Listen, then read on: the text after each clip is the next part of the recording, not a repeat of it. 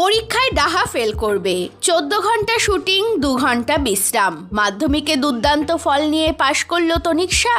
কুসুম ধারাবাহিকের মাধ্যমে ছোট পর্দার অভিনেত্রী হিসেবে প্রতিষ্ঠা লাভ করেছে তনিক্ষা তিওয়ারি। খুব অল্প বয়সেই বিনোদন দুনিয়ায় পা রেখেছে সে।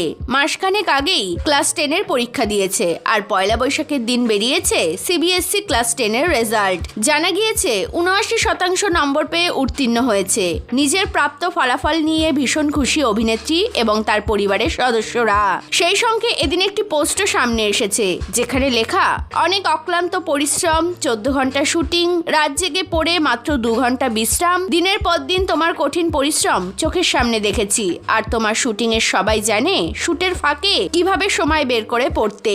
যারা বলতো সিরিয়াল করে বোর্ডের পরীক্ষা দিতে পারবে না, ডাহা ফেল করবে, হাসি মুখে কাজ দিয়ে তাদেরও উত্তর দিয়ে দিলে, যে রাধে সে চুলো বাঁধে। তুমি সত্যিকারের যোদ্ধা তনিক্ষা, ভগবান তোমার মঙ্গল করুন। 79% নাম্বার, সঙ্গে 2 বিষয়ে লেটার। তোমার জন্য খুব খুব খুশি। মা, বাবা এবং তিওয়ারি পরিবার তোমার সাফল্যে ভীষণ খুশি।